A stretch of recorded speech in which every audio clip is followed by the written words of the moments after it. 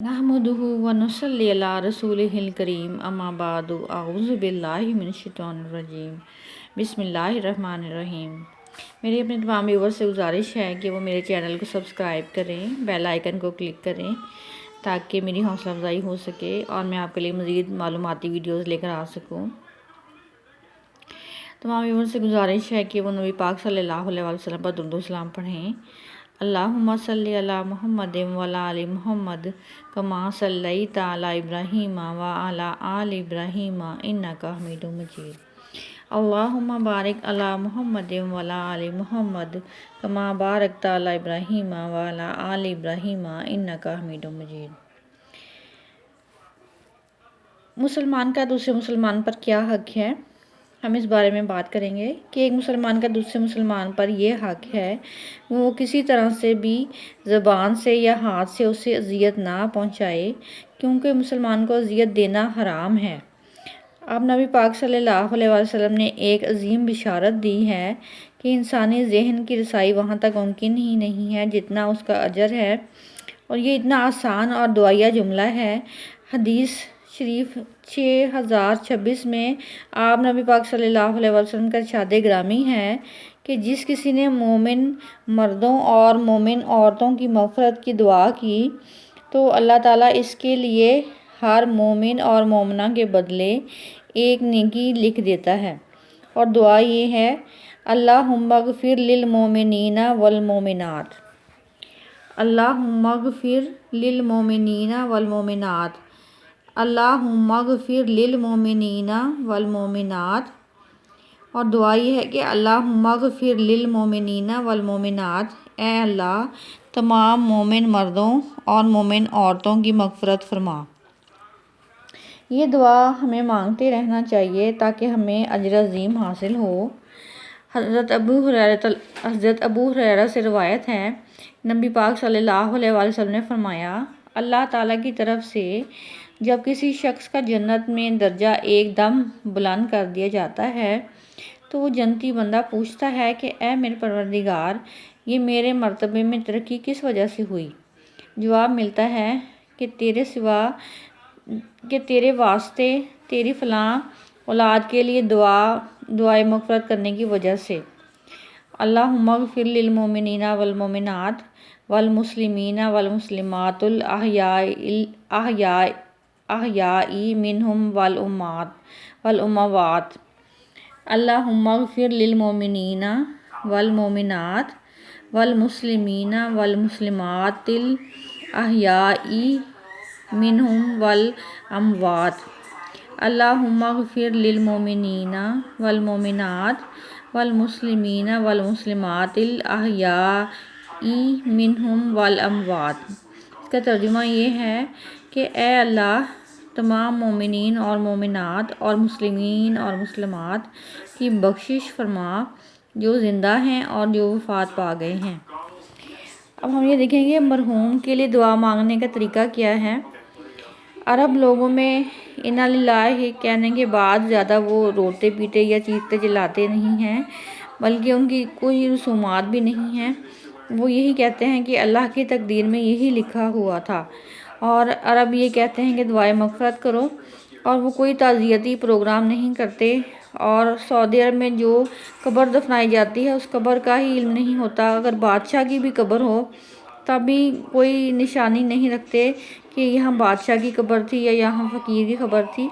इसके बरक्स दूसरे इस्लामिक ममालिक में काफ़ी देर तक सोग मनाया जाता है, नीज़ ये कि काफ़ी अरसे तक रिश्तेदार आते रहते हैं और मग़फ़िरत का ये सिलसिला काफ़ी अरसे तक चलता है।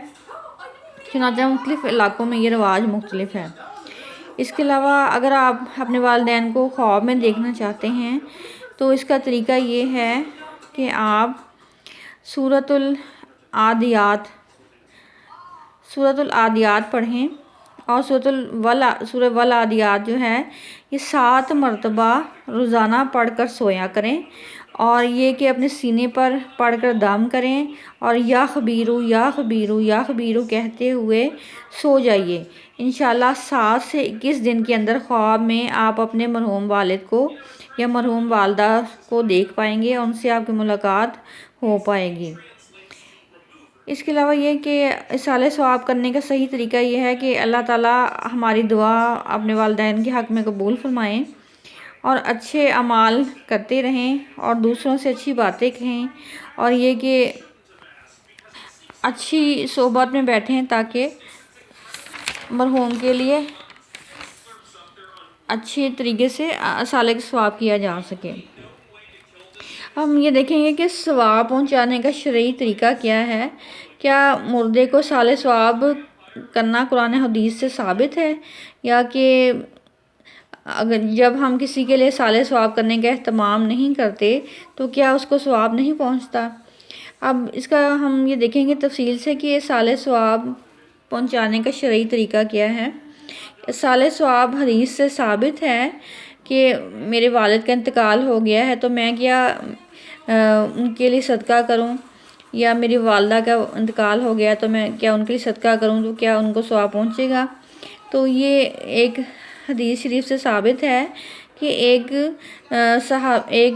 ایک خاتون نے نبی پاک صلی اللہ علیہ وسلم سے سوال کیا کہ کیا میری والدہ کا انتقال ہو گیا ہے، کیا میں ان کی طرف سے صدقہ کر سکتی ہوں؟ تو آپ نبی پاک صلی اللہ علیہ وسلم نے فرمایا نعم، ہاں صدقہ کر سکتی ہو۔ تو اس سے پتہ چلتا ہے کہ میت کے لیے صدقہ کیا جا سکتا ہے۔ اہل حدیث کے مکتبہ فکر کے علماء کہتے ہیں کہ جتنا حدیث میں کہا گیا ہے بس اتنا ہی عمل کرنا چاہیے، صرف صدقہ کا ہی حکم دیا گیا ہے۔ اب یہ کہ صدقہ کا ذکر ملتا ہے مگر قرآن پاک پڑھنا اور نماز پڑھنا یا دیگر نیکیوں کا حدیث میں تذکرہ نہیں ہے، چنانچہ یہ بدعت عمل ہے کیونکہ یہ حدیث سے ثابت نہیں۔ اہل حدیث علماء یہ کہتے ہیں کہ یہ کوئی خاص چیز مراد نہیں ہوتی بلکہ اس کی خصوصیت کی دلیل ہوتی ہے، اس سے مراد عموم لیا جاتا ہے۔ جیسے کہ حدیث میں 6 چیزوں کا ذکر آتا ہے کہ سودی جو کہ گندم کے بدلے میں گندم لے لے، یا چونا کے بدلے چونا لے لے، یا سونے کے بدلے سونا لے لے، یا چاندی کے بدلے چاندی لے لے، یا جو چیز بیچی جائے گی تو برابر بیچی جائے گی، ذرا بھی زیادہ ہو گیا تو وہ سود ہے۔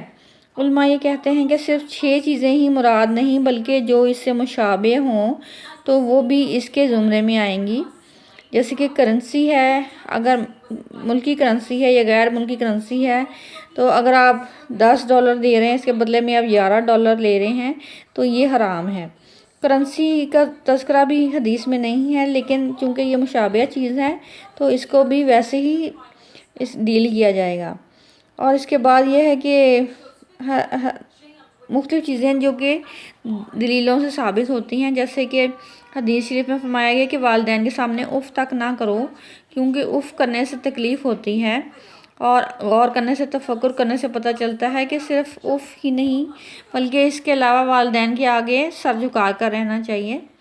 اب صدقے والی حدیث میں باقی چیزوں کا بھی تذکرہ ہے۔ حدیث میں آتا ہے کہ ہر قسم کا کھیل باطل ہے، غلط ہے اور ناجائز ہے سوائے 3 کھیلوں کے، اور یہ ہے کہ زوجہ سے دل لگی کرنا، گھوڑ سواری اور تیر اندازی۔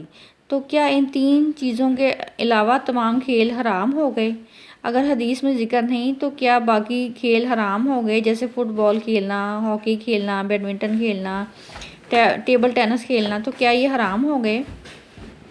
قرآن میں آتا ہے کہ اپنی طرف سے چیزوں کو حلال اور حرام نہ کیا کرو، اور علت بھی کیا تھی کہ ان چیزوں میں کہ یہ چیزیں کیا ہیں، کہ کیا یہ فائدہ دیتی ہیں، جسمانی فائدہ بھی ہے، روحانی فائدہ بھی ہے، جہاد میں بھی کام آ سکتے ہیں۔ اب اگر کوئی بھی کھیل کھیلیں اس نیت سے تو وہ جائز ہے۔ اس طرح سے صدقہ ایک نیکی ہے۔ بعد کے لوگ میت کے لیے نیکی کر سکتے ہیں، مرحوم کی طرف سے تلاوت کر سکتے ہیں، کوئی بھی نیکی کر سکتے ہیں۔ جب انسان کی موت آتی ہے تو اس وقت اس کی نیکی کا عمل ختم ہو جاتا ہے، سوائے 3 چیزوں کے، جو کہ ہیں صدقہ جاریہ، اور وہ علم جس سے کہ لوگ فائدہ اٹھائیں، اور نیک اولاد جو کہ اس کے لیے دعا کرے، اور اس کے علاوہ ان چیزوں کی طرف سے جو بھی ان چیزوں کی طرح ہوں گی ان کا بھی یہی حکم ہے۔ یہ نبی پاک صلی اللہ علیہ وسلم نے اشارہ دے دیا کہ اگر اس حدیث کا اس میں ذکر نہیں ہے، جیسے صدقہ جاریہ میت کی طرف سے کیا جا سکتا ہے، اس کا ثواب میت کو ملتا ہے، جیسے نبی پاک صلی اللہ علیہ وسلم قیامت کے دن شفاعت کریں گے یا کسی اور کی طرف سے شفاعت کریں گے، پھر لوگ ان کے لیے دعا کرتے ہیں۔ اب یہ کہ یہ کہاں سے ثابت ہے کہ صالح ثواب سے مرحوم کو فائدہ ہوگا؟ تو انفرادی سطح پر صالح ثواب کی اجازت ہے، لیکن اجتماعی طور پر قرآن پاک ختم کروانا یہ ایک بدعت ہے، جیسے کہ حضرت عمر رضی اللہ عنہ نے بالکل بھی کوئی اجتماعی صالح ثواب کے لیے کوشش نہ کی تھی جبکہ حضرت ابو بکر صدیق کا انتقال ہوا تھا، بلکہ انفرادی سطح پر قرآن پاک پڑھ کر بخشنے کی اجازت ہے، لیکن اجتماعی طور پر قرآن خوانی کی کرنا جو ہے وہ ایک بدعت ہے۔ ایسا نبی پاک صلی اللہ علیہ وسلم نے نہیں کیا جبکہ ان کے صاحبزادے بھی انتقال فرما گئے تھے۔ اب یہ کہ انفرادی سطح پر دل میں نیت کی جا سکتی ہے، اور یہ کہ انفرادی سطح پر مرحوم کے لیے قرآن پاک پڑھ کر بخشا جا سکتا ہے۔ اب نقل تو وہ ہے جو ساری دنیا دیکھ رہی ہے، نیت کو اللہ تعالیٰ ہی جانتا ہے کہ اجتماعی سطح پر کیا ہوتا ہے، یہ تو ساری دنیا ہی دیکھتی ہے۔ اس کے علاوہ کہ صدقہ کرنا جائز ہے، باقی چیزیں نہیں۔ یہ مسئلہ تاحال اختلافی ہے کہ صدقہ خیرات کے علاوہ کسی اور چیز کا ثواب پہنچتا ہے مرحوم کو یا نہیں۔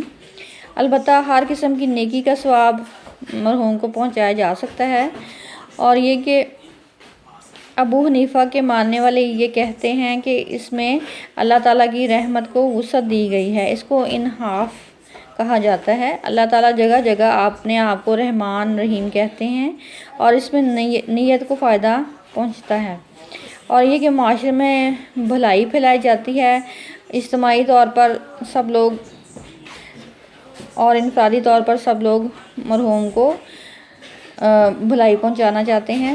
اس طرح سے معاشرے میں نیکی کو بھی فروغ ملتا ہے، اور یہ کہ جس چیز کا حدیث میں صراحاً ذکر ہے اس کو زیادہ فوکس کرنا چاہیے۔ مثال کے طور پر 3 کھیل نبی پاک صلی اللہ علیہ وسلم نے فرمائے، تو باقی کھیل بھی کھیلنے چاہیے، لیکن یہ کہ ان کھیلوں میں اللہ تعالیٰ نے زیادہ شفاعت رکھی ہے جو نبی پاک صلی اللہ علیہ وسلم نے بتائے۔ اس کے علاوہ صدقہ خیرات کریں، صراحاً تذکرہ نہ کریں، چپکے سے غریبوں کی مدد کریں، چپکے سے غریبوں کو کھانا کھلا دیں، مدرسہ بنوا دیں، مسجد میں حصہ ڈلوا دیں، یتیم کی کفالت کر لیں، اور اس طرح سے صدقہ خیرات کا ثواب اپنے مرحوم والد کو یا مرحوم والدہ کو پہنچایا جا سکتا ہے۔ چنانچہ ان دلائل کے لحاظ سے پہلا قول زیادہ قوی ہے کہ عملوں کا دار و مدار نیتوں پر ہے، نیز یہ کہ صدقہ خیرات کی نیت کرنے سے مرحوم کو ثواب پہنچتا ہے، جو کہ احادیث سے بھی ثابت ہوا ہے۔ وآخر دعوانا ان الحمدللہ رب العالمین۔